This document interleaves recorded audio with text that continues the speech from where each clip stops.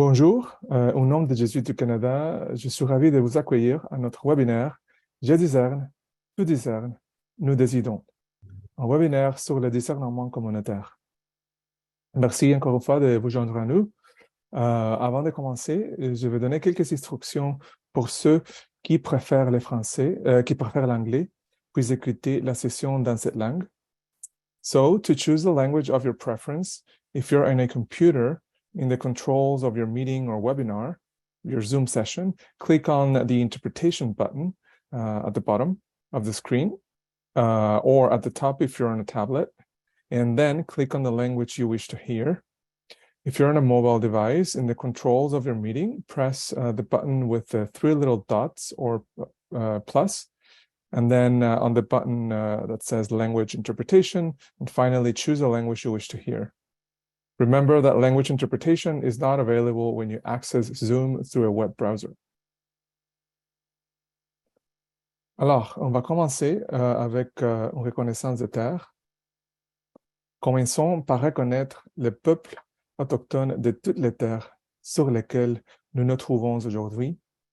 Bien que nous nous rencontrions aujourd'hui sur une plateforme virtuelle, prenons un moment pour reconnaître l'importance des terres que beaucoup d'entre nous considèrent comme notre foyer. Nous faisons cela pour réaffirmer notre engagement et notre responsabilité à améliorer les relations entre les nations et à approfondir notre propre compréhension des peuples autochtones, locaux et de leur culture. Au Canada, d'une nation à l'autre, nous reconnaissons le territoire ancestral et non cédé de tous les Inuits, Métis et Premières Nations qui considèrent cette terre comme leur foyer. Nous reconnaissons les injustices et les erreurs du passé et nous nous engageons chacun à notre manière à avancer dans un esprit de réconciliation et de collaboration.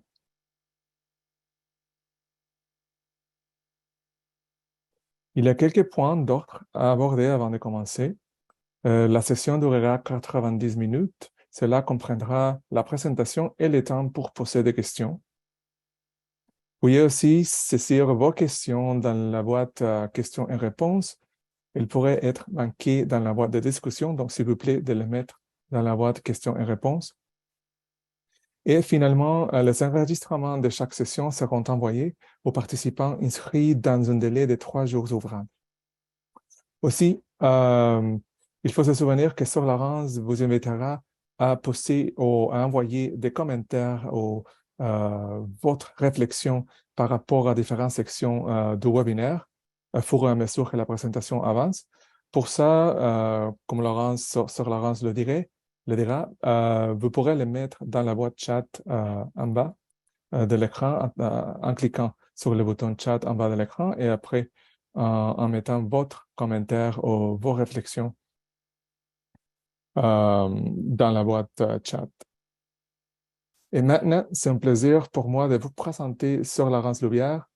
Sœur Laurence est une sœur Savière. Elle est directrice du service de discernement en commun de la province jésuite du Canada. Porte de son expérience en gestion, en conseil et en spiritualité ignatienne, elle assiste les communautés religieuses et les apostolats dans leur processus de prise de décision et de planification stratégique. Auparavant, elle a travaillé pendant plus de 15 ans dans les domaines des investissements durables et responsables.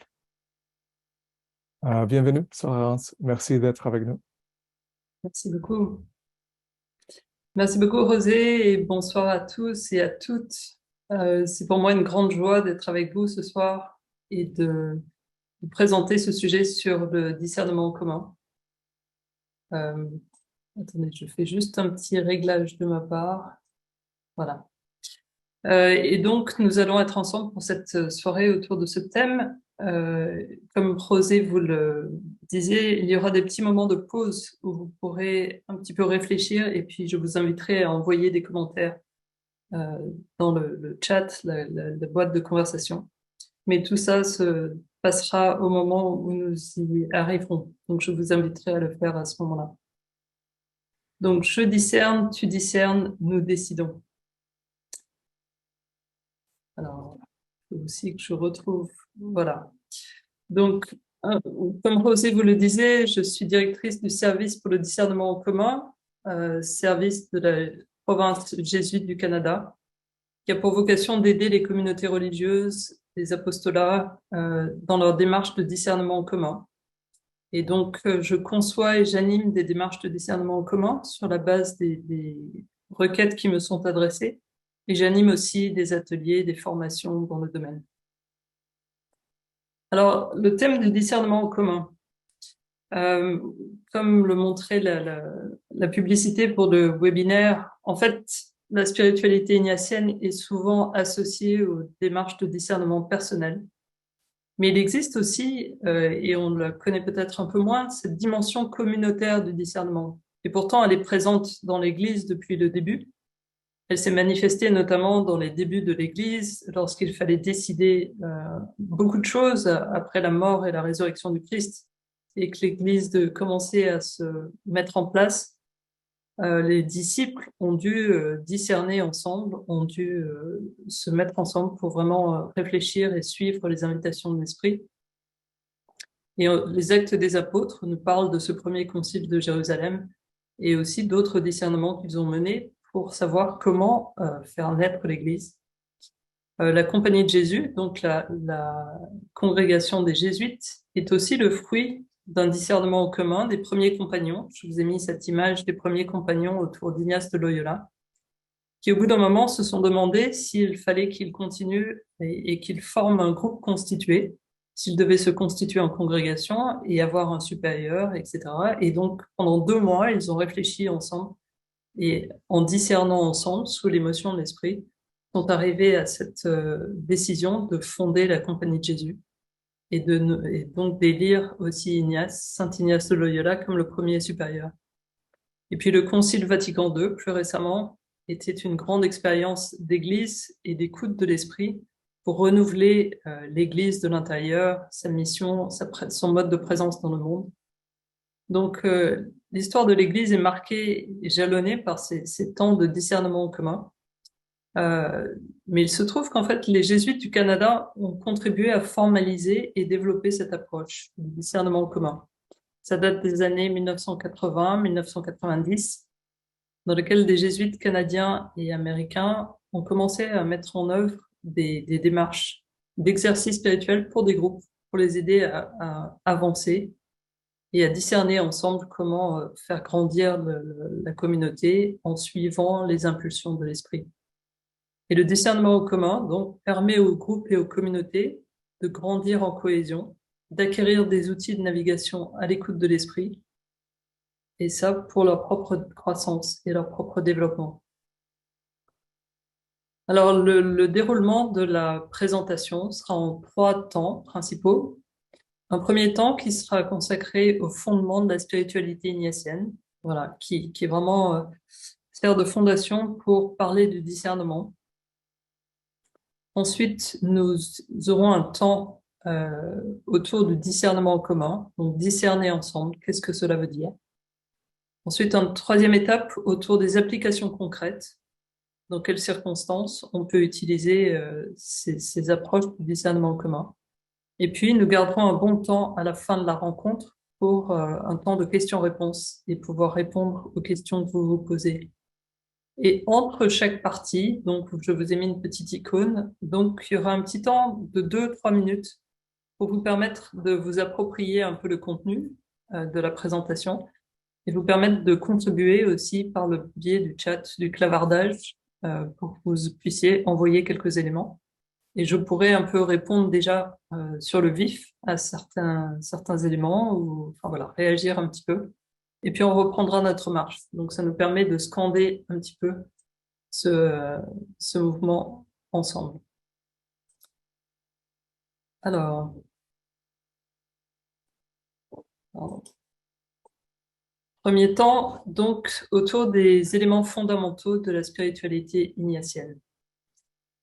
Alors, comme fondement principal, c'est vraiment cette conviction que nous recevons notre vie de Dieu et que notre vie trouve son accomplissement en Dieu. Voilà.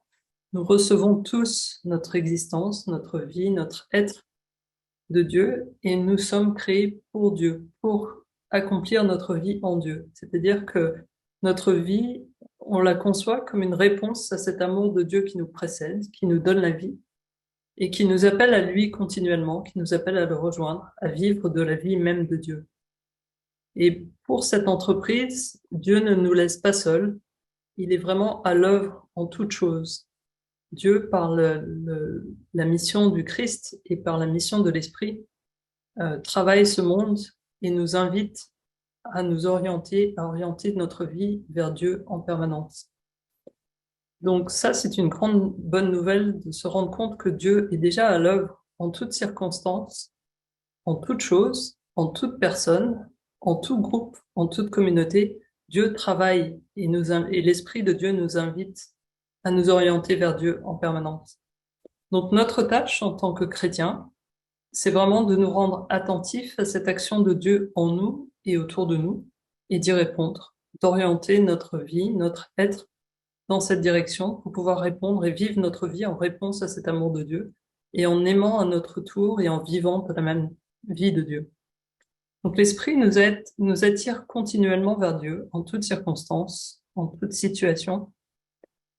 Et l'Esprit, en faisant cela, nous appelle à devenir une version toujours plus authentique de nous-mêmes. C'est-à-dire que Dieu nous donne des talents et des dons particuliers. Et l'Esprit suscite la mise en œuvre et le fait de pouvoir, pour nous, donner pleinement ces dons et ces talents pour que les autres puissent en bénéficier. Donc c'est une œuvre d'incarnation, quelque part, une œuvre d'incarnation dans le monde des grâces et des dons que Dieu nous donne.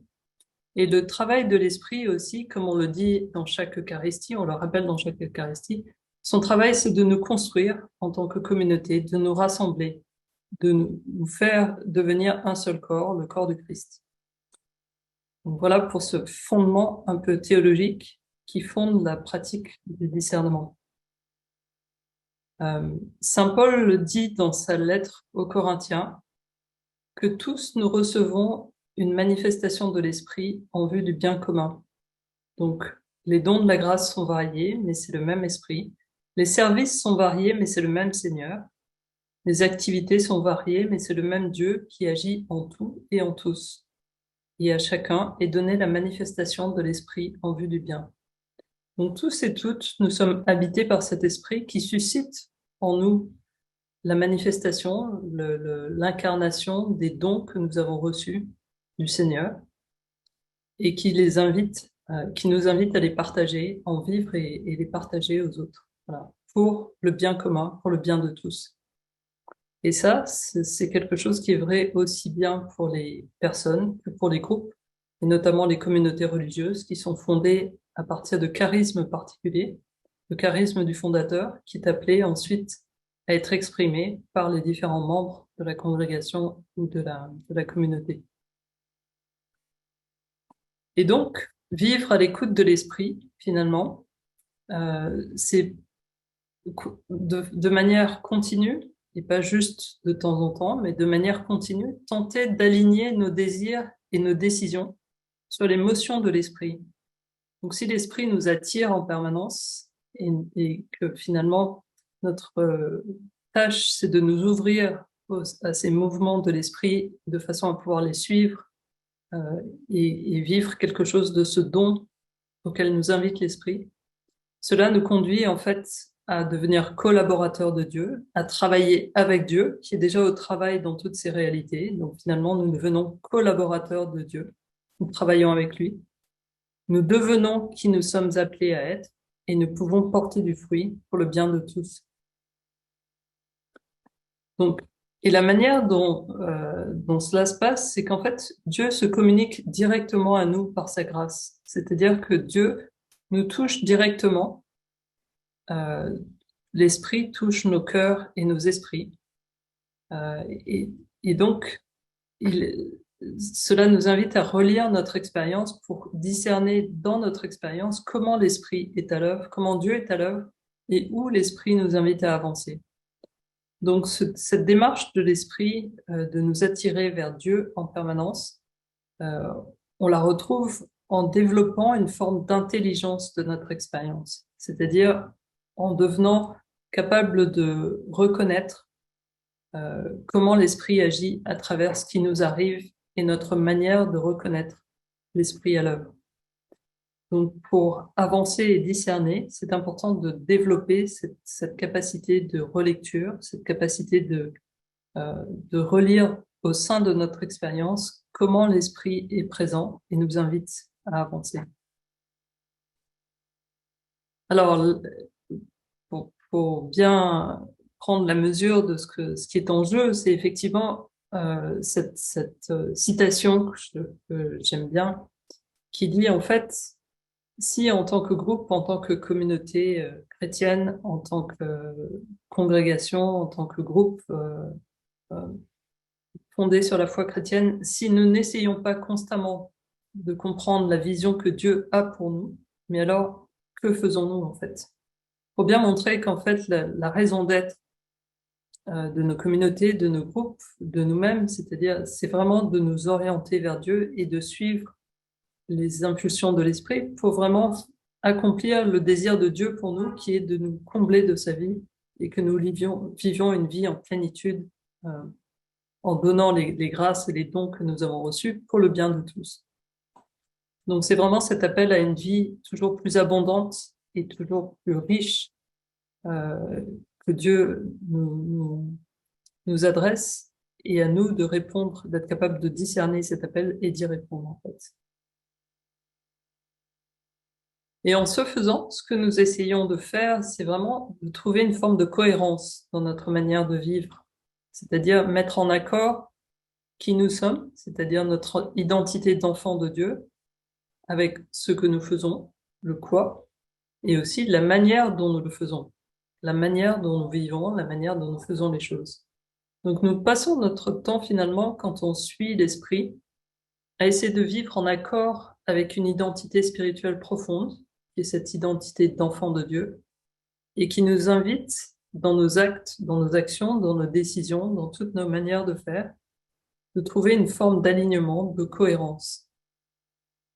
Et le Christ est celui qui vit cela parfaitement. C'est lui, son identité de fils de Dieu est manifestée dans toute sa vie, dans tout ce qu'il dit, dans tout ce qu'il fait. Et de cette manière, sa vie devient parole de Dieu. Tout ce qu'il dit devient révélation de Dieu, visage de Dieu pour nous, puisqu'il manifeste Dieu par tout son être, par sa parole, par ses actions, par tout ce qu'il fait. Donc de la même manière, nous sommes invités à mettre en cohérence nos vies avec notre identité profonde d'enfant de Dieu, de façon à ce que cette identité transparaisse dans nos actions, dans nos manières de faire, dans tout ce que nous faisons, et que notre vie se mette à parler, devienne aussi témoignage, devienne aussi présence de Dieu dans le monde de cette manière-là. Mais cela n'est pas si simple à faire parce qu'en fait, l'Esprit de Dieu est à l'œuvre et nous attire en permanence, mais il se trouve qu'il y a aussi un esprit contraire qui est à l'œuvre dans le monde, et nous en voyons beaucoup les manifestations un peu partout. Il y a vraiment l'esprit du mal qui malheureusement vient compliquer un peu ce travail d'alignement et de cohérence. Et l'Esprit de Dieu, en permanence, comme on le disait, tente de nous orienter vers Dieu, de nous rapprocher vers Dieu, de nous faire vivre cette véritable identité, de nous rapprocher du Christ et de vivre toujours davantage comme lui. Cet Esprit de Dieu, en fait, il nous apporte courage et force, consolation et tranquillité. La marque du bon esprit dans nos vies, quand on essaye de se rapprocher de Dieu, quand on est dans cette direction, la manière dont l'esprit va nous montrer qu'on est dans la bonne direction, qu'on est en train de suivre l'esprit de Dieu, ça va être ce sens d'avoir une paix intérieure, d'avoir une joie, d'avoir un élan de vie et de générosité ou de confiance en Dieu ou de foi. Donc la manifestation de l'Esprit de Dieu quand on s'oriente vers Dieu et qu'on se résout à orienter notre vie vers Dieu, ça va être d'apporter ce type de sensations, d'émotions, voilà, qui nous mettent dans un lieu de paix, de liberté, de courage, de force, tranquille. En revanche, quand on essaye de se rapprocher de Dieu, l'esprit du mal va faire tout son possible pour nous détourner de cette orientation et va tenter de nous détourner de Dieu et de nous-mêmes. Il va essayer de nous enfermer dans une forme de mensonge. Il va venir nous mettre toutes sortes de complications, de raisonnements fumeux dans la tête, va essayer de nous attrister, de nous décourager par tous les moyens possibles. Donc il y a véritablement un esprit, un combat des esprits en nous, un combat spirituel qui se joue en permanence. Et donc c'est vraiment important pour nous d'être en mesure de reconnaître quel esprit est à l'œuvre en moi et de pouvoir distinguer aussi entre les actions de l'esprit de Dieu et au contraire les actions de l'esprit du mal. Et quelle pente chacun essaye de me faire suivre. Voilà. Est-ce que je suis toujours orienté vers Dieu dans ce que je suis en train de vivre, ou bien est-ce que je commence à me détourner de Dieu et à rechercher ma propre image, à rechercher le pouvoir, à rechercher de l'avoir, à rechercher des choses par orgueil, etc., etc. Donc on voit comment, sous la motion de l'un ou l'autre esprit, on peut soit se rapprocher de Dieu, soit au contraire s'en éloigner. Donc c'est vraiment important de pouvoir apprendre à reconnaître et distinguer les deux esprits et leur manière de se manifester dans notre vie et de pouvoir accepter les invitations qui viennent du bon esprit, de l'esprit de Dieu, et donc accepter les pensées que me propose l'esprit de Dieu et les inclinaisons, et refuser les inclinaisons et les pensées qui arrivent du mauvais esprit. Donc, le discernement, c'est s'exercer aussi à reconnaître et distinguer, faire ce travail de tri entre l'esprit qui est en train d'essayer de me rapprocher de Dieu et du coup ce que je dois suivre et accepter de suivre, et au contraire l'émotion de l'esprit du mal qu'il me faut refuser et au contraire dont je dois rester à l'écart. Saint Ignace de Loyola a d'ailleurs écrit un certain nombre de règles pour le discernement des esprits pour nous permettre de mieux reconnaître chacun de ces esprits, leurs manifestations et comment réagir dans chacune de ces situations. Mais ce qui est en jeu, donc, vous le voyez, quand on suit ces esprits, en fait, ce qui se passe, c'est que quand on fait la vérité dans notre vie, donc en suivant constamment et de manière de plus en plus fidèle les orientations du bon esprit, quand on suit quelque chose, quand on cherche cette vérité dans notre vie, ce qui advient aussi, c'est que la vérité advient euh, dans notre être aussi, c'est-à-dire que notre vie devient de plus en plus vraie elle-même. En cherchant la vérité et en l'accomplissant dans les actes que nous posons tous les jours, c'est notre vie elle-même qui devient de plus en plus authentique et nous vivons de plus en plus authentiquement qui nous sommes censés être, qui nous sommes appelés à être. Donc il y a quelque chose d'un travail de manifestation, de révélation aussi de qui nous sommes appelés à être, qui se fait lorsque nous choisissons régulièrement de suivre les invitations de l'esprit, du bon esprit, et que nous rejetons au contraire celles de l'esprit du mal. Ignace de Loyola a donc écrit, vous le savez, un petit ouvrage d'exercice spirituel pour aider les gens à discerner, donc sur ce chemin du discernement personnel, et notamment dans le numéro 23 des exercices spirituels qui s'appelle le texte du principe et fondement, qui est un texte très fondamental justement dans la spiritualité ignatienne. Ignace explique que les êtres humains sont créés pour Dieu, voilà, pour louer, respecter, servir Dieu. C'est l'orientation fondamentale de notre vie. Nous sommes créés, voilà, nous recevons notre vie de Dieu et nous sommes créés pour Dieu. Et toutes les autres choses de la terre sont créées pour nous aider dans cette démarche. Et donc, il faut que nous puissions user de ces choses et de ces circonstances dans la mesure où elles nous aident à nous rapprocher de Dieu, et au contraire, nous en dégager dans la mesure où elles nous font obstacle.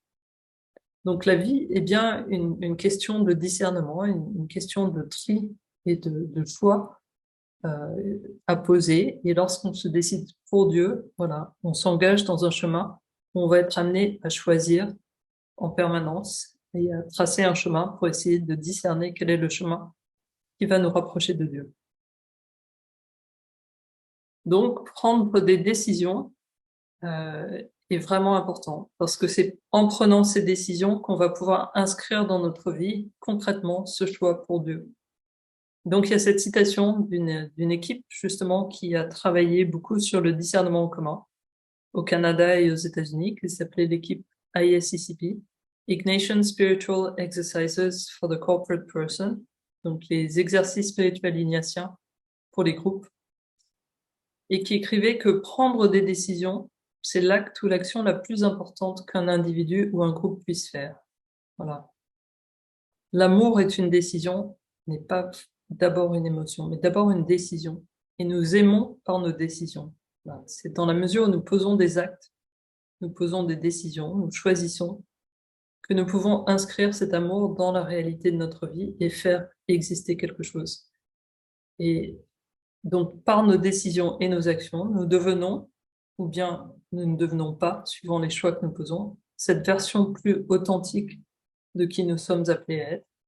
C'est donc vraiment un exercice de liberté en permanence. Et nos actions, une fois qu'on les pose vraiment en choisissant de suivre l'Esprit de Dieu, vont incarner cet amour de Dieu pour tout le monde. Et notre vie va devenir aussi parole de Dieu. Voilà. Donc, en résumé, quelque chose qui peut nous éclairer sur la manière de penser au discernement, même si dans le discernement, il s'agit de décisions, de poser des actes, etc. Mais plus profondément, c'est vraiment parce que le discernement, c'est cette relation vivante et profonde d'attention et de réponse à Dieu qui est toujours en mouvement. Voilà. Donc, finalement, le discernement, c'est vivre en relation avec Dieu, orienté vers Dieu, et en essayant de nous rapprocher de Dieu en permanence, avec ce Dieu qui nous invite à avancer en permanence dans notre vie et à suivre sa trace grâce aux impulsions de l'Esprit. Donc à nous de nous rendre disponibles, ouverts à ces impulsions de l'Esprit pour pouvoir le suivre et inscrire dans notre vie le chemin que Dieu veut pour nous. Donc on va faire déjà une première petite pause de 3 minutes pour vous permettre de bien vous euh, voilà, pour déjà voir qu'est-ce qui vous a touché dans cette première partie, et puis que vous puissiez aussi réfléchir, est-ce qu'il y a des choix principaux qui ont orienté votre vie? Est-ce que vous avez fait l'expérience d'un appel du Seigneur auquel vous avez répondu par une décision? Voilà.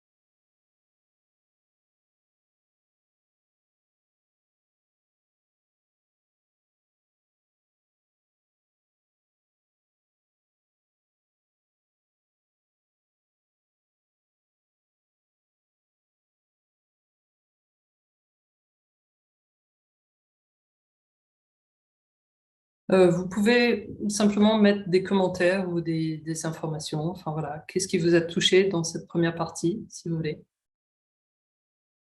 Et inscrire vos commentaires dans la boîte de conversation, si vous le souhaitez. Il n'y a pas d'obligation. Voilà, quelque chose qui vous a marqué, qui reste avec vous après cette première partie.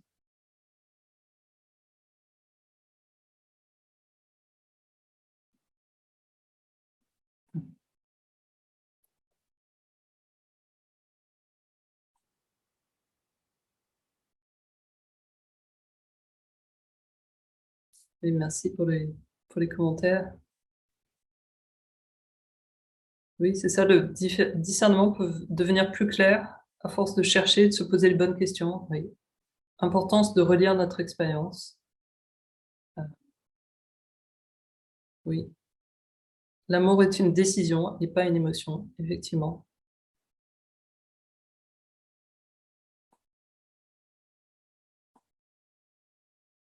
Oui, c'est ça. essayer de suivre la manière dont l'esprit nous invite à le suivre, effectivement. Oui, une grande décision, effectivement, est de suivre le Christ, effectivement. L'amour est une décision, ouais. Donc, se décider à aimer, c'est vraiment se décider à prendre un chemin. Donc, inscrire ce choix dans des actes concrets.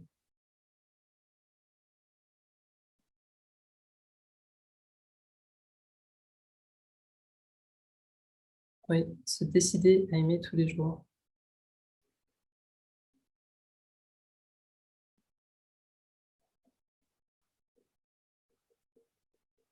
Effectivement.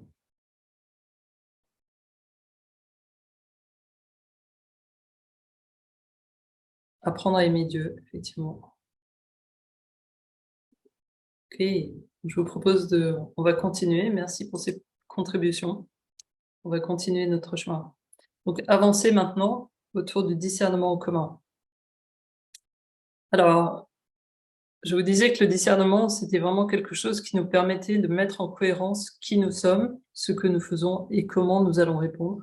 Et ça, aussi bien au niveau personnel qu'au niveau d'un groupe. Donc, c'est ça qui est intéressant, c'est que dans la démarche de discernement, on essaye de vivre cette même cohérence entre qui nous sommes, l'identité spirituelle d'un groupe, sa raison d'être, sa mission et la manière dont la mission est vécue, comment nous répondrons à l'appel de Dieu. Et de cette manière, nous devenons de plus en plus authentiques, de plus en plus ajustés à ce que Dieu veut pour notre communauté, pour notre groupe, pour notre institution. Alors, 4 éléments essentiels pour le discernement en commun. Tout d'abord, la liberté intérieure. Ce qui est vraiment important dans un acte de discernement, c'est de s'ouvrir à l'action de l'esprit et donc de laisser Dieu finalement nous inspirer et de laisser Dieu nous guider. Et donc de ne pas vouloir imposer notre point de vue à Dieu et lui montrer ce que nous souhaitons, mais d'abord une attitude intérieure d'ouverture pour se rendre disponible à ce que Dieu va vouloir nous montrer. Deuxième dimension très importante aussi pour le discernement, c'est la prière. Parce que c'est vraiment le rôle de l'esprit de nous enseigner toutes choses et il n'y a pas de discernement sans prière. On ne peut pas discerner sans prier, puisque c'est vraiment l'esprit qui nous montre le chemin à prendre. Troisième élément important, c'est la structure. Une citation aussi que je trouve intéressante, c'est ce qui n'est pas structuré est injustement structuré.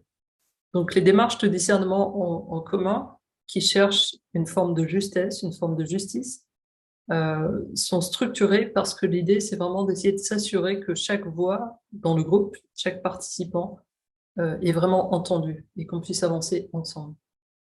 Et puis, dernier élément vraiment intéressant et important, c'est cette attitude intérieure de révérence, c'est-à-dire de respect pour les autres.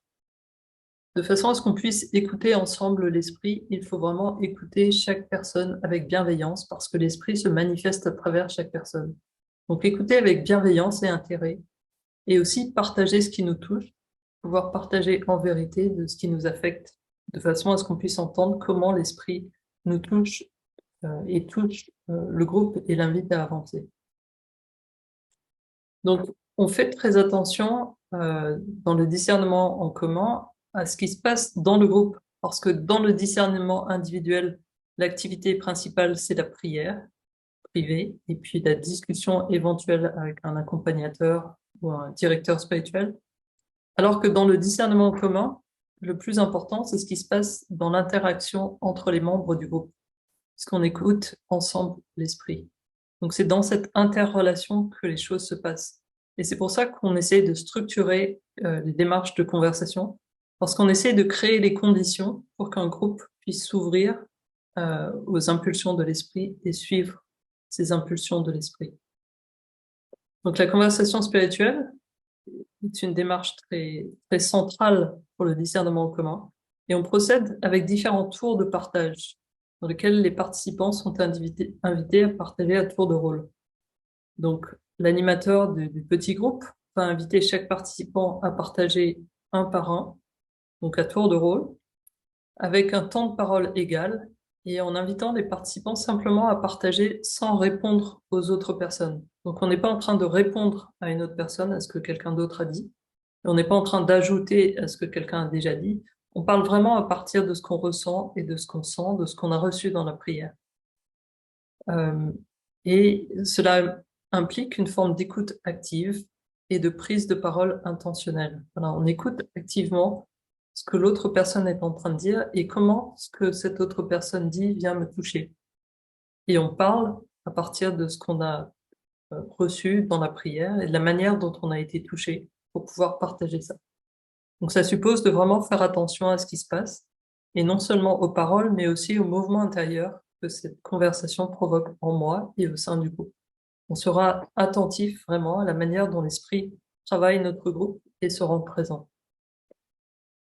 À travers ces 3 tours de conversation, il se passe aussi quelque chose d'intéressant, c'est-à-dire que on commence par un premier tour où les gens partagent le fruit de leur prière personnelle, parce qu'on commence toujours par prier à partir d'une question ou à partir d'un texte, en demandant une grâce spécifique.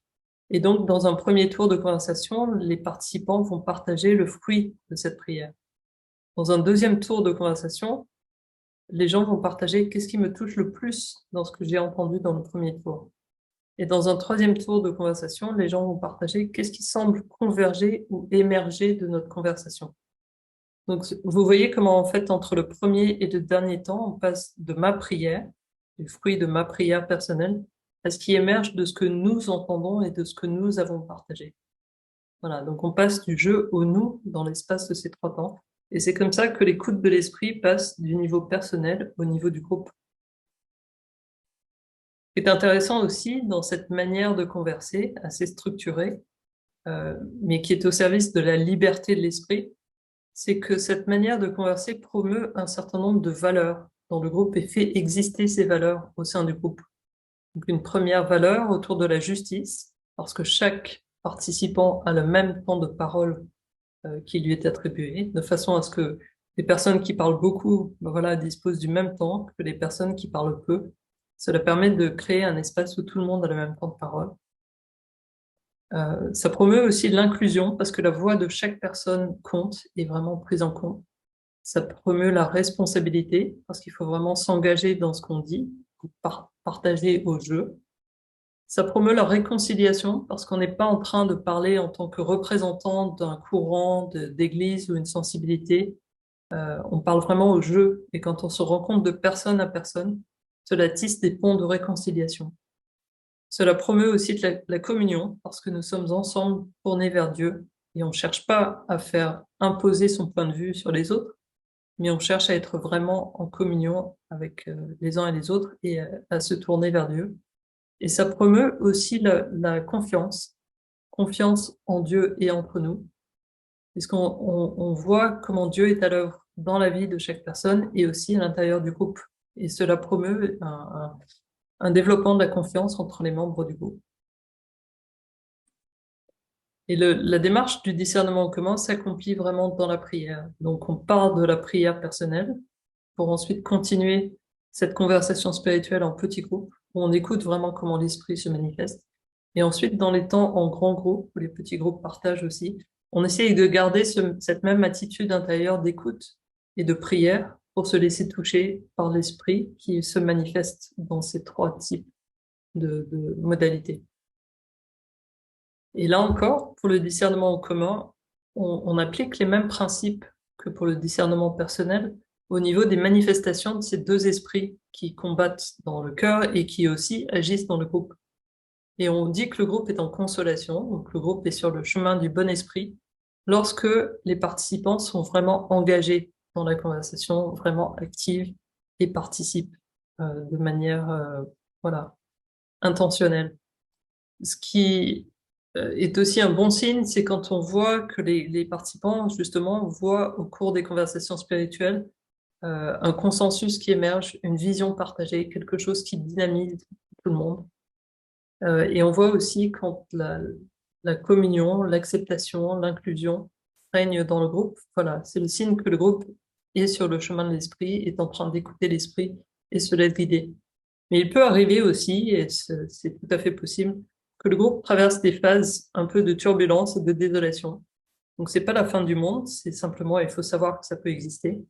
Et ça, on le constate quand les participants commencent à se retirer un petit peu de la conversation, que les gens, on sent que la confiance diminue et on sent que les gens essayent d'imposer leurs idées ou rentrent un peu en compétition les uns avec les autres. Donc ça, c'est le signe que le groupe est un peu en train de s'éloigner. Et donc, c'est à l'animateur du groupe d'aider le groupe à revenir pour essayer de suivre à nouveau le chemin de l'Esprit Saint. Deux petits éléments qui peuvent aider aussi à vivre des conversations spirituelles d'une bonne manière. Commencer par un petit temps de check-in où les gens peuvent dire dans quel état ils arrivent et simplement dire, voilà, dans quel état j'arrive.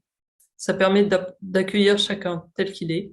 Et ça peut aussi éviter que les émotions fortes, si quelqu'un arrive et vit quelque chose de difficile, qu'il est très en colère ou très énervé, de pouvoir le dire au début, ça évite qu'après cette colère ou cette émotion forte ne vienne colorer le reste de la conversation. Et puis on peut terminer le temps de conversation spirituelle aussi par simplement un petit temps de réflexion sur la manière dont on a vécu, ce qui nous a touché, ce qu'on retient de cette conversation. Ça peut aider aussi à compléter de façon harmonieuse la conversation spirituelle. Et les fruits de la conversation spirituelle dans le groupe, quand on pratique cette manière de se parler et de s'écouter, ce qui se passe, c'est que les participants se sentent vraiment écoutés. Et du coup, se livrent davantage dans les partages. Et on sent comment, aussi souvent, comment la communion grandit dans le groupe. Les gens s'accueillent et on sent parfois même presque physiquement comment quelque chose se tisse dans le groupe. On le ressent très fort. Intéressant aussi de voir que émerge un consensus, émerge quelque chose de ce travail de l'esprit qui est un sens partagé par le groupe à partir duquel le groupe peut avancer. Et donc, le groupe devient sujet de son propre développement, peut grandir, peut choisir, peut s'orienter et décider d'orienter leurs actions avec l'action de l'esprit dans le groupe. Et le groupe grandit aussi en authenticité puisqu'il est de plus en plus accordé avec le dessein de Dieu sur ce groupe. Voilà, deuxième petit temps de pause. Voilà, qu'est-ce qui vous a marqué dans cette deuxième partie qui était plus sur le discernement en commun? Et est-ce que vous avez déjà fait une expérience de sentir l'action, la présence de Dieu dans une conversation? Et qu'est-ce que ça vous a fait éprouver?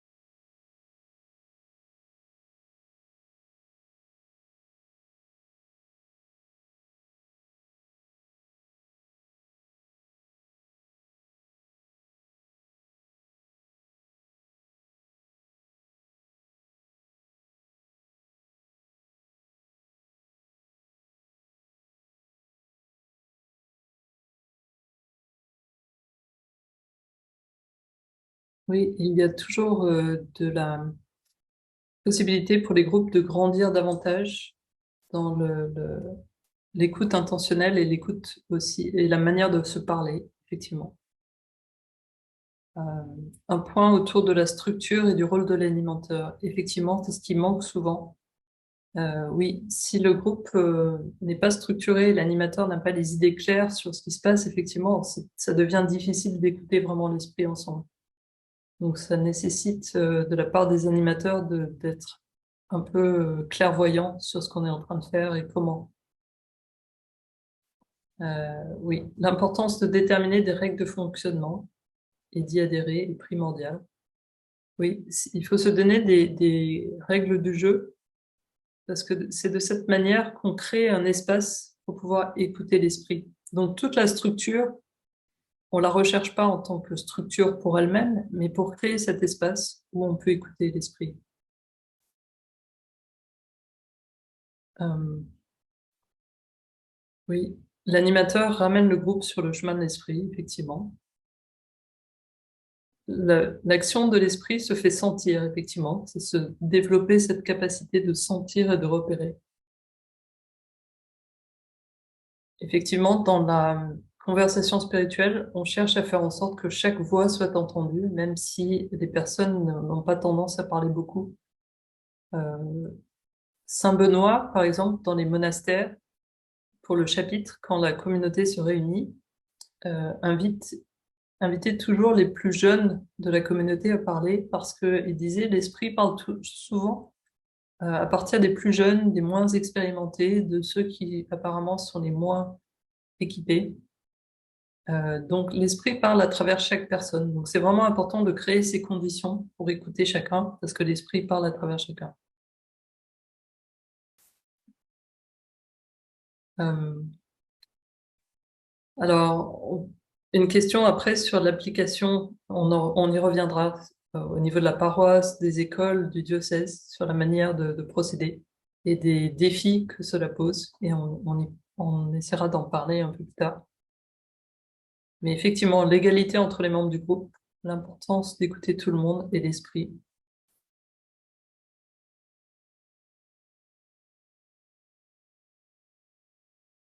Oui, l'esprit, donc le discernement n'est pas juste une démarche personnelle, c'est aussi une démarche communautaire. Et ça nécessite, oui, de se former comme communauté à l'écoute, ce qui se passe entre nous. Voilà. Donc, prier, partager ce que j'ai reçu, ce que j'entends des autres et ce qui émerge. Voilà, génial. Super. Voilà, effectivement, donc aussi un commentaire qui dit qu'on a utilisé le modèle de conversation spirituelle et que voilà, on sent effectivement une profondeur des échanges et quelque chose qui se tisse à l'intérieur du groupe. Oui, parfois certains ne souhaitent pas parler, mais c'est aussi possible de ne pas prendre son tour de partage. On va pas forcer les gens à parler, mais en tout cas, on crée cet espace. Donc après, c'est la liberté des gens de choisir de s'exprimer ou pas. C'est vrai que Dieu est aussi présent dans nos silences, dans notre manière de nous poser ensemble et d'écouter. Euh, Si ce commentaire autour du fait que les dynamiques de groupe peuvent changer euh, entre désolation et consolation, effectivement. Et l'authenticité advient quand la confiance émerge et quand les gens deviennent plus à l'aise les uns avec les autres. Et c'est aussi utile de se rendre compte de ce mouvement.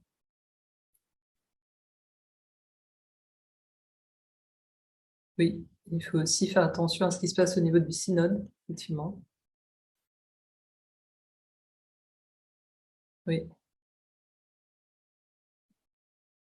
effectivement. Ne pas couper la parole des autres et laisser les autres aller jusqu'au bout de leur parole. Donc, c'est vraiment important, effectivement. Ok, merci beaucoup. On va continuer notre marche et on aura de toute façon encore des temps de conversation après au niveau des questions. Donc maintenant, nous allons passer un peu à ces applications concrètes de la conversation spirituelle, du discernement en commun, voir dans quelles circonstances ces approches peuvent nous aider. Et vous allez voir, il y a beaucoup de situations dans lesquelles c'est possible. Alors, qu'est-ce qu'on peut discerner justement en groupe? Qu'est-ce qu'on peut discerner ensemble? Et rien n'est trop grand ou trop petit finalement pour pour être discerné. Parce qu'en fait, même dans nos tâches quotidiennes, j'aime bien cette citation aussi, l'esprit cherche à inspirer nos programmes et nos agendas pour être la source de notre vie commune. Donc l'esprit cherche toujours à nous inspirer, même dans toutes nos actions petites et grandes au cours de nos journées. Et donc pratiquer cette manière de l'écouter ensemble par la conversation spirituelle, ça peut être une façon d'avancer sur toute une série de sujets. Et donc on peut utiliser cette manière de se parler et d'écouter l'esprit ensemble dans plein de situations. Et ça peut devenir une manière ordinaire de procéder pendant les réunions. Donc, commencer par un temps de prière ou de réflexion sur un sujet particulier que l'on veut approfondir ensemble. partager à tour de rôle en suivant ces démarches des 3 tours. Voilà. Qu'est-ce que j'ai reçu dans ma prière? Qu'est-ce que j'entends des autres et qui me touche? Qu'est-ce qui semble émerger de notre conversation? Voilà.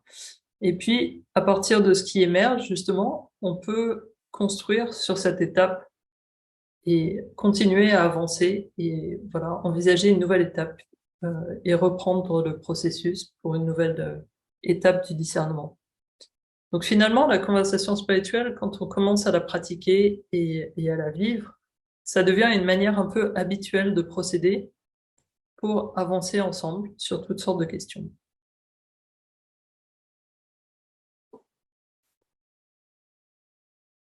Alors, une première dimension aussi, qui est plus spécifique, qui peut être de lutter contre la polarisation. On vit dans des sociétés qui sont de plus en plus polarisées et on le sent bien aussi, même dans l'Église, que des courants divers peuvent nous écarter les uns des autres et finalement nous faire nous retrouver dans un camp ou dans un autre camp.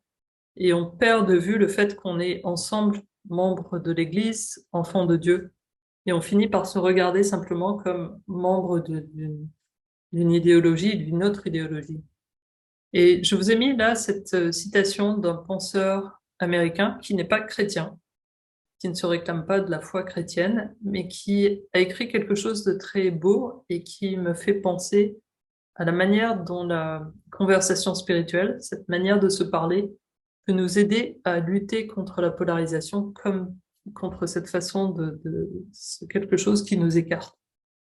Donc, il écrit qu'une communication respectueuse, donc quand on peut avoir en background la manière donc d'écouter ensemble l'esprit et d'écouter comment l'esprit parle à travers chacun, donc d'une manière très attentive et respectueuse. Donc il dit qu'une communication respectueuse implique de garder à l'esprit qu'on s'adresse à une personne sacrée. Voilà. Cela ne veut pas dire forcément solennité ou quelque chose de très formel, parce qu'il peut y avoir de l'humour, du jeu, une liberté de parole. Mais conserver une forme de révérence signifie remarquer les habitudes de polarisation et de jugement qui surgissent en présence d'informations ou d'émotions difficiles. Même une communauté qui est conçue comme un sanctuaire, où on essaye justement de se respecter les uns les autres, finira par refléter inévitablement les divisions et les conflits du monde extérieur. Donc la réponse, ce n'est pas de les éviter ou de les recouvrir par de la positivité, mais au contraire, la communauté peut porter cela d'une manière particulière lorsque les membres s'aident mutuellement à exprimer de la colère sans qu'elle ne devienne de la haine, traverser le chagrin ensemble sans sombrer dans le désespoir, partager la compassion sans qu'elle se détourne en pitié, interpréter les paroles de l'autre de manière bienveillante, renoncer à avoir raison et à paraître intelligent, apprécier le regard unique que chacun porte sur le monde, accepter de se voir pleinement avec ombre et lumière, et accepter d'être vraiment vu tel que nous sommes. Et donc, cette citation me parlait vraiment beaucoup de ce qui se passe dans la conversation spirituelle, de cette manière de se parler ensemble et de ce que cela peut produire comme fruit pour aider ensemble à contrer les effets de la polarisation qui nous divise. Bien évidemment, on parlait de conversation spirituelle et de discernement. Et cette approche est bien évidemment au service de la prise de décision en communauté.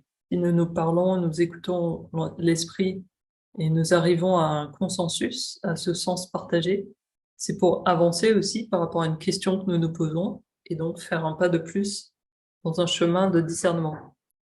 Donc la manière d'avancer pour une question à creuser par l'approche du discernement communautaire, c'est d'abord formuler la question qu'on souhaite approfondir.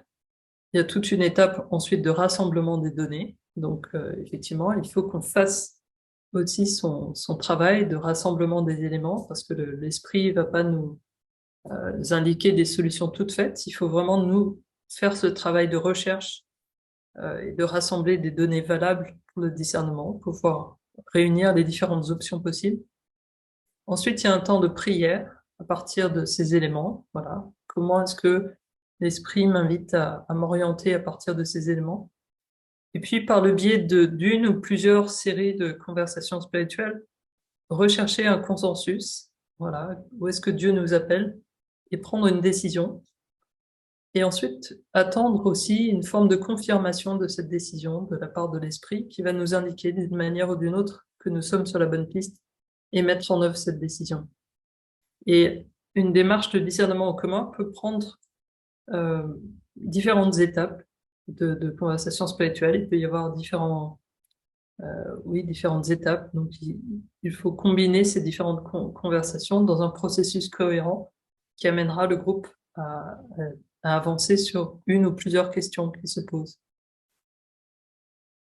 Ce qui est intéressant aussi, c'est de pouvoir, au niveau du groupe, se bien distinguer à quel niveau se posent les questions à discerner. Donc, est-ce que les questions se posent au niveau de la manière dont nous faisons les choses? Donc, les circonstances changent dans le temps. Voilà, on s'est mis d'accord sur une manière de faire, des façons de faire qui ont fonctionné pendant un temps. Et puis, on se rend compte que les circonstances changent et qu'il nous faut réajuster nos manières de faire. Donc voilà, est-ce que c'est à partir de nos manières de faire qu'il faut travailler? Ou bien est-ce que plus profondément, on s'interroge sur la pertinence et le sens de notre mission? Est-ce qu'il faut vraiment qu'on change euh, ce qu'on fait en termes de contenu de notre mission? Et pour certains groupes, parfois, lorsque les circonstances ont complètement changé, si le groupe était prévu pour une tâche particulière et que la mission est terminée, le groupe peut se demander aussi, ben, est-ce qu'il faut qu'on reste ensemble? Est-ce qu'on a encore des raisons d'être ensemble et des raisons de travailler ensemble? Ou bien est-ce que finalement notre mission est terminée et on peut dissoudre le groupe pour passer à quelque chose d'autre? Euh, cette courbe aussi est intéressante parce qu'elle montre comment lorsque pour un groupe, euh, il y a cette cohérence entre qui nous sommes, ce que nous faisons et la manière dont nous le faisons, euh, le groupe en général vit une forme de belle énergie dans le groupe. Il y a beaucoup d'énergie, il y a beaucoup de dynamisme lorsqu'on arrive à faire en sorte que les choses soient bien cohérentes. Et lorsque évidemment, la vie amène des changements, la vie amène des circonstances différentes. Donc c'est important pour le groupe de pouvoir se reposer les questions et savoir à quel niveau se posent les questions et donc discerner suivant les différents niveaux en question. Voilà, quel est vraiment le niveau de discernement sur lequel il faut s'engager. Est-ce que c'est au niveau de la manière de faire? Est-ce que c'est au niveau de ce que nous faisons? Est-ce que c'est aussi au niveau de vraiment l'existence de notre groupe? Alors, une des orientations, un des objectifs qui peut être intéressant pour le groupe, pour pratiquer ce type de conversation, ce type de discernement, c'est nous réancrer dans notre raison d'être, nous réancrer dans notre mission, donc nous réapproprier davantage le sens de qui nous sommes. Et entre parenthèses, c'est un peu ce que le synode sur la synodalité essaye de faire en ce moment, c'est de nous réancrer dans cette identité d'être Église ensemble, d'être peuple de Dieu en marche, et donc nous réancrer dans cette identité d'Église qui discerne son chemin. Et donc un groupe peut avoir envie à certains moments de refaire un peu le point, de se réancrer dans voilà pourquoi nous sommes fondés, retrouver la force d'un charisme pour une congrégation spirituelle, retrouver la force de notre vocation, de notre raison d'être en tant que groupe, renforcer la communion entre les membres du groupe, grandir dans une appropriation partagée de notre identité, de notre but et de notre mission, et prendre conscience de la grâce spécifique que Dieu nous a donnée et que nous sommes appelés à donner à d'autres. Donc, pratiquer ce type de conversation à partir des écrits de fondateurs, à partir de la règle de vie, à partir vraiment des écrits des statuts, des objectifs d'un groupe, ça peut nous aider à nous réancrer dans ce que nous voulons vraiment faire en tant que groupe. Donc, ensuite, une autre dimension qui peut être intéressante, c'est aider le groupe à relire son expérience périodiquement pour naviguer et garder le cap de ce qu'on souhaite vivre. Donc, inviter les membres du groupe à regarder, par exemple, au bout de quelques mois ou quelques années, voilà, au cours de notre histoire, notre histoire récente, les derniers mois, qu'est-ce qui nous a donné le plus d'énergie, d'amour, de zèle? Voilà, qu'est-ce qui a été le plus consolant? Où est-ce que l'Esprit de Dieu nous montre que là, il y a quelque chose qui est vraiment bon pour nous? Et au contraire, qu'est-ce qui draine notre énergie? Qu'est-ce qui nous épuise, nous replie sur nous-mêmes? Là, c'est le signe que peut-être quelque chose n'est pas en alignement, qu'il va falloir aussi regarder un peu ce qui se passe. Et donc, s'il y a des choses qui nous donnent beaucoup d'énergie, de zèle, etc., c'est peut-être des choses qu'on a besoin d'affirmer, de faire davantage, parce que voilà, ça nous fait du bien, ça nous aide, donc on peut garder ça et continuer à le faire. Ou bien, s'il y a des choses qui nous empêchent d'avancer, voilà, qu'est-ce qu'il nous faut arrêter, qu'est-ce qu'il nous faut changer, qu'est-ce qu'on peut essayer différemment pendant un moment, et puis ensuite réévaluer. Donc, amener le groupe régulièrement à réfléchir à ces différentes choses et à se parler de cette manière, ça permet de naviguer ensemble, d'avancer ensemble, de choisir une orientation, puis de refaire le point un peu plus tard, etc., etc. De la même manière, on peut faire ça aussi sur une période un peu plus longue. Et là, inviter le groupe à relire complètement son histoire sainte, son histoire de grâce, par exemple, depuis la fondation ou depuis une certaine période, pour les groupes qui existent depuis longtemps. Et donc de retracer visuellement souvent, et je vous montrerai juste après un exemple visuel de cet exercice. Ça permet de relire à travers les différents événements qu'a vécu le groupe, qu'est-ce qui était en train de se passer dans ce qui était arrivé en fait, pour vraiment comprendre comment Dieu travaillait, comment Dieu était présent et comment Dieu nous invite à avancer à partir de cette relecture du passé. Et puis, on peut regarder aussi dans quel cas, dans quelles circonstances on donne le meilleur de nous-mêmes et au contraire, dans quelles circonstances on est empêché de donner le meilleur de nous-mêmes. Voilà.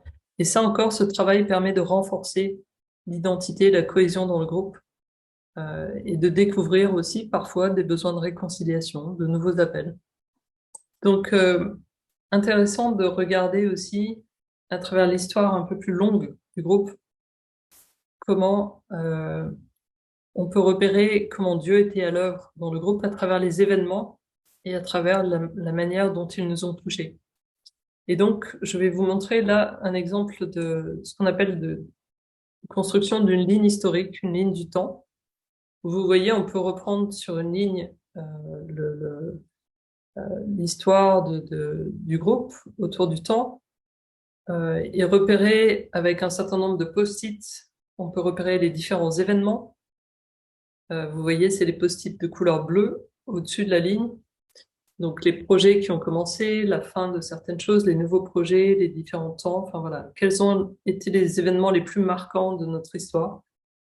Et en dessous de cette ligne du temps, vous voyez avec les post-it de couleur jaune et de couleur rose, associer finalement les émotions que l'on ressent par rapport à ces événements.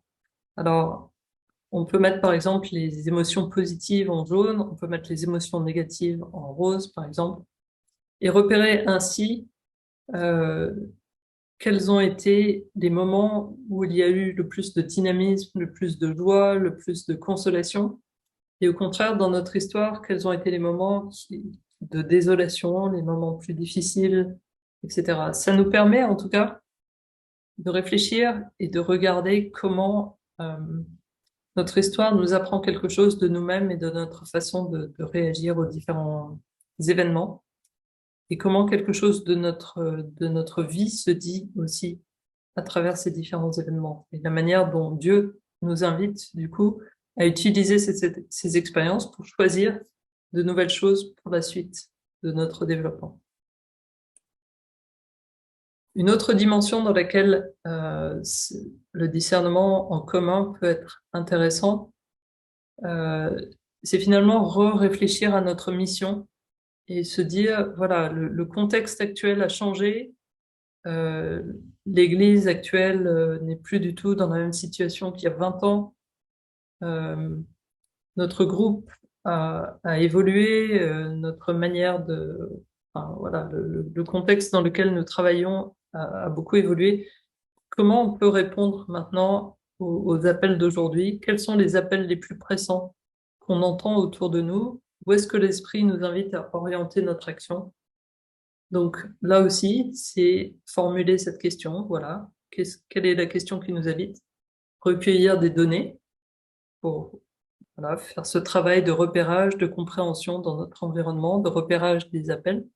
Et puis ensemble, entrer en prière, écouter l'esprit ensemble, évaluer les différentes options, puis prendre une décision et avancer de cette manière-là. Donc ça nous permet de réajuster l'adéquation de notre mission avec un contexte qui a pu évoluer. Alors évidemment, une des applications majeures du discernement commun, et on est en train de le vivre à l'échelle de l'Église universelle, c'est donc cette dimension du synode. Et ces citations, je vous les ai mises simplement pour évoquer ce mouvement synodal. Donc Saint Jean Chrysostome, un des premiers pères de l'Église, qui exprimait que Église et synode sont synonymes. Voilà, Église et synode, donc écoute de l'esprit ensemble, c'est vraiment la même chose. L'Église, c'est l'assemblée des croyants. Et donc, si on veut que l'Église vive de l'esprit, il nous faut écouter l'esprit ensemble. Et donc, cette citation du pape qui dit que le chemin de la synodalité est celui que Dieu attend de l'Église du 3e millénaire. Et puis, cet extrait du document préparatoire du synode qui dit que cette marche ensemble, à l'écoute de l'esprit, est ce qui réalise et manifeste le plus la nature de l'Église comme peuple de Dieu, pèlerin et missionnaire. Voilà, donc évidemment, c'est un grand exercice d'écoute de l'esprit au niveau de l'Église tout entière. Et puis, cette démarche de planification apostolique, qui peut être pour un groupe, donc une manière de planifier son développement, et puis ensuite de réévaluer ce qui se passe et de recommencer périodiquement. Donc, commencer par des conversations spirituelles pour se mettre d'accord et discerner à quoi le Seigneur nous appelle en fonction du contexte dans lequel on se trouve. Et puis, avoir de nouvelles conversations spirituelles pour définir des objectifs qu'on se donne pour l'année. Et puis ensuite, la vie se déroule, on vit, donc voilà, il y a des événements qui se passent. Et puis à la fin de la période, on peut prendre un temps d'évaluation, d'examen, un peu de relecture de ce qui s'est passé, pour à nouveau discerner à travers tout ça quels sont les appels, voilà, et puis définir d'autres objectifs, etc. Donc vous voyez comment un groupe peut rentrer dans une manière de planifier son développement et d'avancer comme ça, sur la base de relecture et d'écoute de la manière dont l'esprit travaille cette histoire et l'invite à avancer progressivement. Voilà, donc troisième petite pause. Qu'est-ce qui vous a touché dans cette troisième partie et quels éléments pourraient s'appliquer à certains groupes ou communautés dont vous faites partie?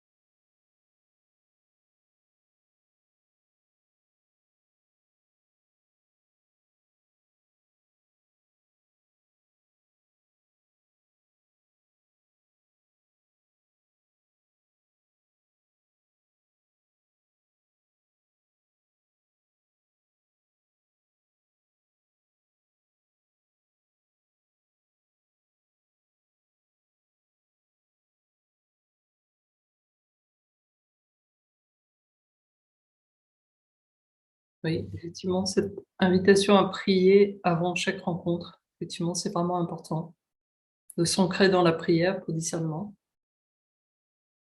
Euh, oui, donc cette réalisation que le discernement commun peut nous aider à être plus proche de notre identité, de devenir de plus en plus authentique, une version de plus en plus authentique de qui nous sommes. Oui. Donc, une approche évolutive et dynamique. Effectivement, vous voyez comment cette manière de procéder peut s'appliquer à plein de dimensions et sur des choses petites comme sur des choses plus importantes, qui nous permet de vraiment suivre l'esprit dans toutes sortes de dimensions. Oui, pas mal de prérequis pour ce travail, pouvoir être capable de nommer ce qu'on ressent, être capable d'être vulnérable, oui, être capable de savoir ce que l'on ressent et pouvoir le partager. Effectivement, ça suppose cette honnêteté, cette simplicité de la part des participants. Et effectivement, si certaines de ces diapositives peuvent s'appliquer à des groupes, c'est aussi des choses qui peuvent s'appliquer au niveau personnel, bien sûr. On est aussi sur un niveau personnel. Oui, effectivement, des choses qui peuvent s'appliquer dans un contexte d'école, effectivement, pour toutes sortes de communautés, toutes sortes de groupes.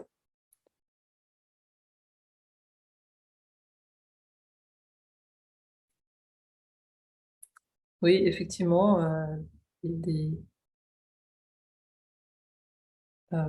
pour des accompagnateurs spirituels, se former à cette dimension de l'accompagnement, du discernement en commun peut vous aider à progresser, à aller plus loin, à accompagner des groupes dans cette direction. Effectivement, c'est une manière d'avancer. Voilà. Do we have to change? Est-ce qu'on a besoin de changer quelque chose? Est-ce qu'on a besoin de faire quelque chose d'autre? Est-ce qu'il faut qu'on continue à travailler ensemble? Euh, oui. Cultiver des comportements qui diminuent notre manière de rejeter la différence et la nouveauté et de toujours tout de suite défensif. Et croire qu'un groupe peut avancer de cette manière-là, effectivement. Je vous propose d'avancer et de conclure, et puis on va prendre ensuite ce temps de questions-réponses plus développé. Donc, voilà, en conclusion un peu, ce discernement commun, discernement communautaire, est vraiment pour fonction d'aider les groupes et les communautés à mener une vie de discernement, en fait, à l'écoute de l'Esprit Saint. Donc, à rester dans cette attitude d'éveil et de réponse par rapport aux orientations de l'Esprit Saint. Ça permet en tout cas de promouvoir et de respecter la diversité au sein du groupe, en renforçant la communion. Et donc, ce qui est intéressant, c'est qu'en fait, il ne s'agit pas tellement de résoudre des problèmes, mais plutôt de se laisser inspirer, en fait. On n'est pas vraiment en train d'essayer de résoudre des problèmes de manière intellectuelle, mais on ouvre ces situations, on ouvre nos cœurs et nos esprits pour nous rendre disponibles à la manière dont l'esprit va nous éclairer et nous inviter à avancer.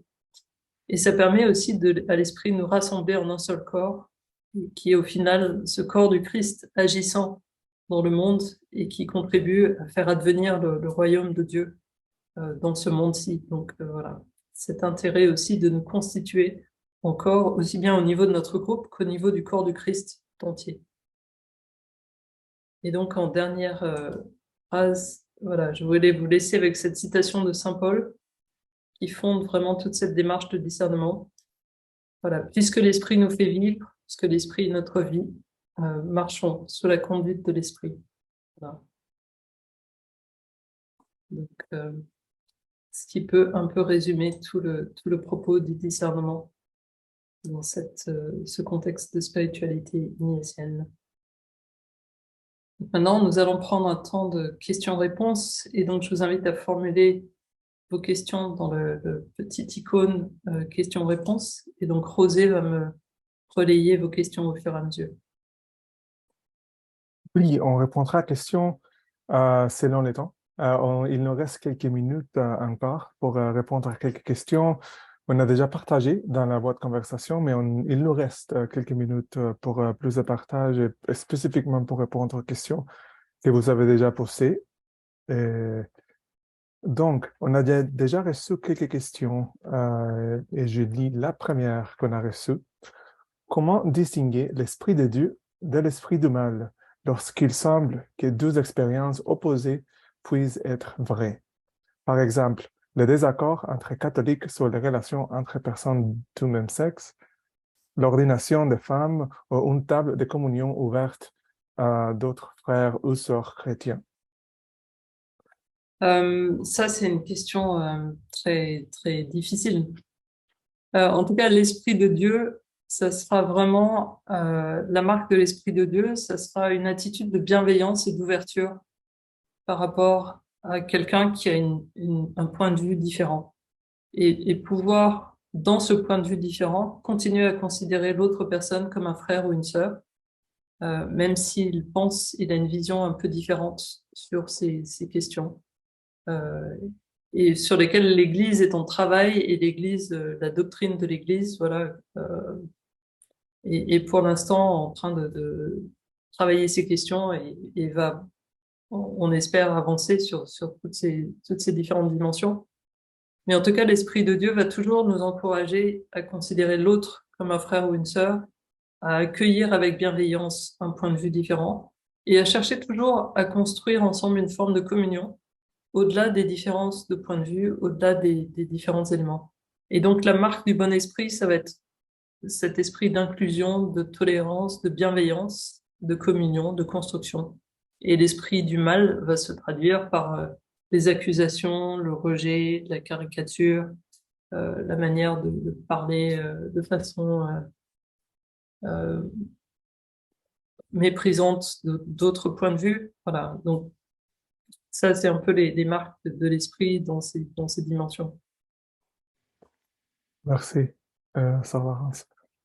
Euh, dans ce processus, comment sentir l'amour de Dieu ou l'aimer de Dieu? Comment sentir l'amour de Dieu? Bah déjà, L'amour de Dieu ou l'aimer de Dieu, le verbe aimer de l'aimer Dieu. de Dieu. L'amour de Dieu, c'est déjà, on le ressent quand on se met en prière et qu'on s'ouvre à la prière. Alors, vous pouvez prendre un texte de la Bible, un texte d'évangile, et puis regarder le Christ et vous mettre en présence du Christ dans la prière et laisser Dieu vous montrer dans la prière comment Dieu vous aime, comment Dieu vous touche et souhaite toucher votre cœur. Donc, c'est vraiment par la prière qu'on sent ça.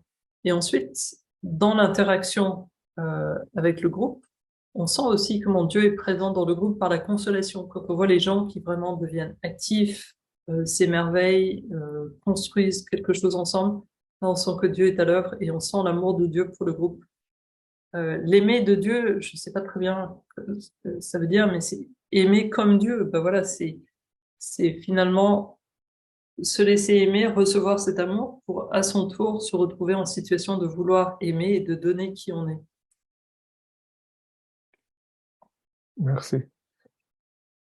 Comment un groupe peut-il atteindre un état de paix dans la conscience de soi qui permette la liberté nécessaire dans les processus de discernement?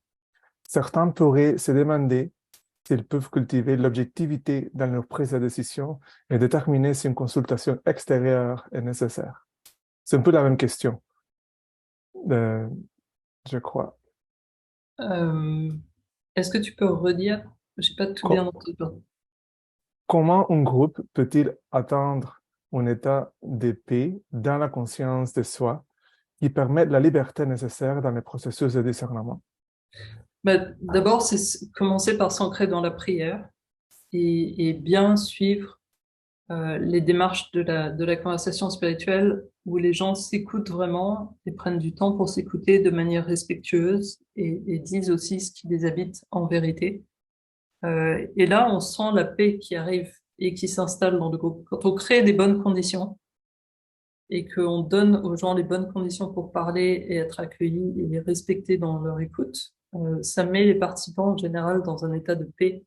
Et c'est dans cette paix que l'esprit se donne à entendre et permet au groupe d'avancer. Donc, une question clé, c'est établir les conditions, Oui, les bonnes conditions. oui, c'est vraiment cette question de structure, mais aussi d'attitude intérieure, d'ouverture, de respect, de bienveillance. Lors d'une réunion de prise de décision paroissiale, la plupart des responsables n'ont pas reçu de formation, sont pour une description d'un cas particulier. La plupart des responsables n'ont pas reçu de formation à la spiritualité ignatienne et ne connaissent pas certaines terminologies. J'ai remarqué que lorsqu'on leur demande de partager les fruits de leur prière au cours du premier tour de conversation spirituelle, ils ne comprennent pas exactement ce qu'on leur demande de partager. Hmm. Comment pouvons-nous expliquer d'une manière simple et facile à comprendre? Et il y a une deuxième partie de la question, mais je te laisse répondre à la première. Euh, donc c'est vrai que ce qui est parfois un peu un obstacle, c'est d'arriver à parler en termes simples. C'est sûr que on arrive vite souvent à une espèce de jargon ou de manière de parler avec des termes que les gens ne comprennent pas forcément. Euh, Quand on veut dire autrement les fruits de la prière, on peut demander aux gens, dans votre temps de prière, est-ce qu'il y a un endroit où vous avez eu du goût particulier? Est-ce qu'il y a quelque chose qui vous a touché particulièrement? Qu'est-ce qui vous a touché? En fait, c'est ça la question. Donc le fruit de la prière, ça peut être, c'est vraiment ce que je recueille, quoi, comment l'esprit m'a touché. Donc dire aux gens simplement, qu'est-ce qui vous a le plus touché? C'est déjà une manière d'aborder ces questions-là. Et la deuxième partie de la question, c'est, de plus, il est presque impossible d'éviter que certaines personnes répondent à une autre personne en voulant poursuivre la discussion sur certains points. Alors ça, c'est là que le rôle de l'animateur est vraiment important. Il faut bien expliquer les règles du jeu au départ et faire en sorte que le groupe soit bien d'accord sur la manière de procéder pour pouvoir ensuite, quand les choses commencent à partir un peu dans une autre direction, pouvoir interrompre et dire non, on s'est mis d'accord sur ce qu'on voulait faire. Donc je vous invite à revenir à cette manière de faire. Et donc ça suppose pas mal de doigté pour ne pas brusquer les gens, mais les aider à revenir à un point où les choses peuvent fonctionner comme on avait prévu de le faire. Donc ça suppose un peu de bien savoir ce qu'on veut faire, comment on veut le faire, et de pouvoir intervenir au bon moment pour éviter que le groupe soit détourné par une autre personne, parce que la tentation est grande, effectivement, de répondre et de commencer une discussion et de commencer un débat, et c'est pas du tout la fonction, quoi. Si on veut débattre, c'est un autre moment, mais dans ce type d'écoute, c'est vraiment important de respecter la démarche. Une question, je trouve peut-être utile pour la plupart des gens. Est-ce qu'il faut, au préalable, savoir discerner personnellement, c'est-à-dire avoir suivi une formation sur le discernement personnel avant de participer au discernement communautaire? C'est sûr que ça peut être une bonne idée d'avoir quelques notions du discernement personnel et d'avoir appris à reconnaître un peu en soi ce qui se passe. En particulier, si c'est à vous d'animer quelque chose, il faut que vous puissiez sentir un peu les choses et sentir où en est le groupe, comment les choses se passent, etc. Donc avoir une formation au préalable sur le discernement personnel et avoir pratiqué ça pour soi-même, ça peut être une grande aide pour le discernement en commun, c'est sûr. Les deux marchent ensemble, mais avoir un peu ces fondements personnels, ça peut vraiment aider et donner plus d'assurance pour vivre ça ensemble. Il semble que le discernement en commun nécessitera un bon modérateur, comme tu disais, Laurence, dans les petits groupes, en particulier pour sentir le mouvement de Dieu et ce qui converge. Et c'est ça, ou bien n'importe qui dans les petits groupes peut modérer ou faciliter. Si un bon modérateur est important, quelle qualité cette personne doit-elle avoir? Alors effectivement, le rôle de l'animateur est un peu clé. C'est pour ça que souvent, dans les démarches de discernement en commun, quand je travaille avec des groupes, souvent ce qu'on fait, c'est qu'on fait une petite formation pour les gens qui vont être amenés à faciliter des conversations en petits groupes, pour les équiper un peu, pour leur donner des points de repère sur ce qu'il faut faire, comment il faut le faire, à quoi il faut être attentif. Donc c'est vrai que le rôle est important et du coup il faut des gens qui soient un peu sensibles à ce que le groupe est en train de vivre, qui puissent reconnaître si le groupe est sur la bonne piste ou si le groupe est un peu en train de s'éloigner. Euh, donc les qualités pour cette personne, c'est déjà d'être connecté avec ce qui se passe en soi et d'être déjà un peu à l'aise avec le fait de repérer ses propres émotions, de repérer la manière dont on ressent les choses. Donc une forme de conscience est intéressante. Ensuite, une forme d'écoute. Et puis ensuite, une forme de clarté dans la manière de présenter les choses pour que les gens comprennent bien ce qui est attendu et ce qu'il faut faire, quand est-ce qu'il faut le faire. Une question un peu plus élargie, au spécifique en fait, par rapport au processus synodal. Les synthèses diocésaines et nationales du processus synodal sont des articulations du discernement communautaire. La prochaine étape consistera peut-être à élaborer des stratégies pour passer du discernement à l'action d'amour. Envisagez, Effectivement. envisagez-vous de les développer à votre tour? Euh, alors, en tout cas, à mon niveau, je ne sais pas encore très bien comment ça va se traduire, mais c'est sûr que les synthèses nationales et les synthèses continentales qui sont en train d'être développées vont dire un certain nombre de choses et disent déjà un certain nombre de choses, et que maintenant, chaque groupe, chaque paroisse, chaque mouvement d'église peut travailler à partir de ces textes et voir à son niveau quelles vont être les choses importantes ou intéressantes à mettre en œuvre pour pouvoir agir à partir de ça et effectivement avoir une action aimante à partir de ça. Alors, pour ma part, moi, je peux continuer enfin, j'ai déjà eu l'occasion d'accompagner certains groupes dans le processus synodal. Ça pourra continuer, on va voir. Merci. Malheureusement, on n'a plus de temps pour répondre aux questions, mais on voudrait remercier au traducteur Albert et Michel d'avoir veillé à ce que tout fonctionne bien. Merci également à Sir Laurence pour ta sagesse. Merci à tous pour vous être rejoints à nous aujourd'hui et nous espérons que vous pourrez vous joindre à nous lors de notre prochain événement. On les communique comme d'habitude par courriel. Et finalement aussi, on rappelle que les enregistrements de chaque session seront envoyés aux participants inscrits dans un délai de 3 jours ouvrables. Et une dernière chose, si vous pouvez, s'il vous plaît, remplir les sondages vers la fin de la session, juste après, ça nous aide à optimiser le contenu pour les prochains événements. Merci beaucoup. Et je ne sais pas si, Laurent, si tu as des questions additionnelles Mais ou en tout cas, des commentaires merci, additionnels. oui, merci Rosé, merci euh, euh, pardon, merci à Michel et Albert pour la traduction. Merci à toute l'équipe qui a préparé et merci à chacun d'avoir participé. Merci pour vos questions et puis pour votre implication dans ce webinaire. Vous allez recevoir l'enregistrement, vous allez recevoir aussi une version électronique de toutes ces diapositives. Donc, vous allez pouvoir continuer à travailler dessus. Et puis, vous avez mon adresse Internet de courriel. Si vous souhaitez me joindre pour travailler certaines questions, n'hésitez pas à me contacter aussi. Oui, comme Sir Laurence l'a dit, on a mis l'adresse courriel et oui, si vous voulez le contacter. Sinon, vous pouvez me contacter et je vous donne les informations de contact. Merci beaucoup et bonne soirée à tous. Merci à chacun. Au revoir.